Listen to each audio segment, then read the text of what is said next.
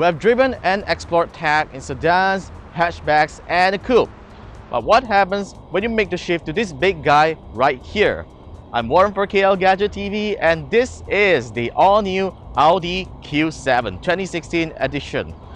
It's a big car, but let's hop on. It's really fun.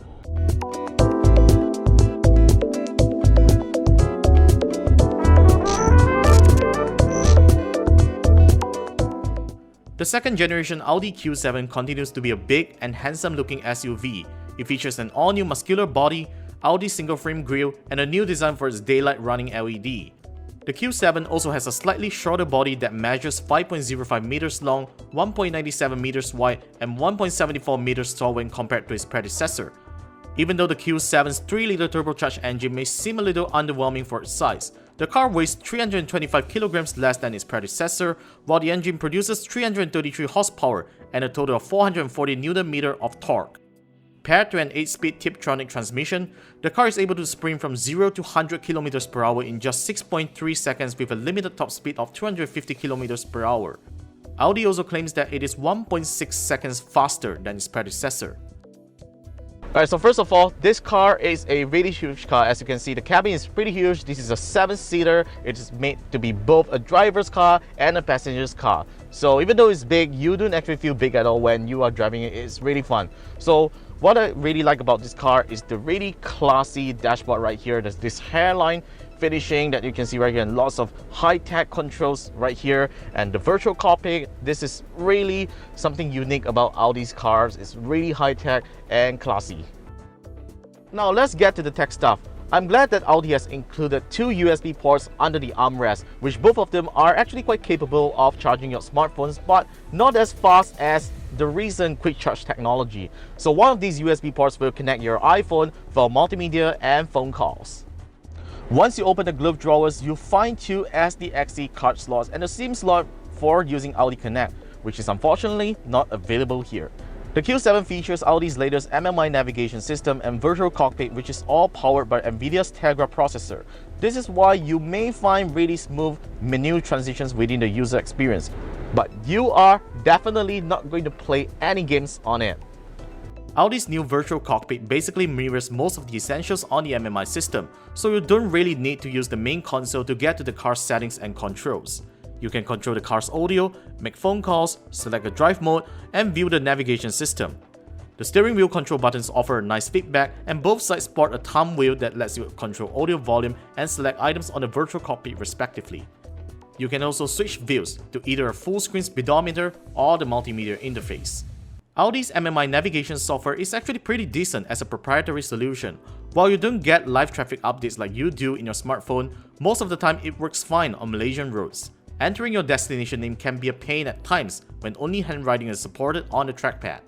But the good news here is, even if you can't find a point of interest, the navigation system can also get search results from Google Maps if you have it connected to your phone's Wi-Fi hotspot. The MMI system unfortunately lacks support for Android Auto and Apple CarPlay at this point of time, which is quite a shame as these two software could easily take over the job of media playback, GPS navigation, and voice recognition.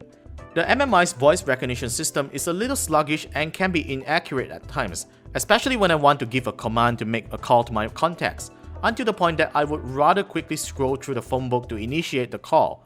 Call Alicia Ma.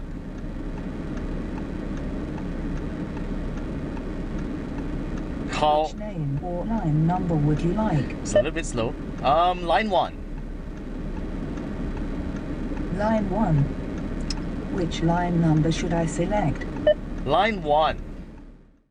Notifications such as SMS also don't show up on the screen as well, so there's really a lot of improvement in terms of smartphone integration.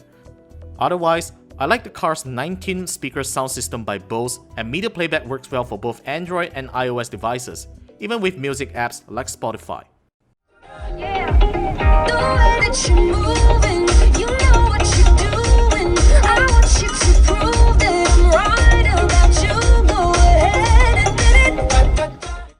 Driving a 2016 Audi Q7 on the road is an enjoyable experience.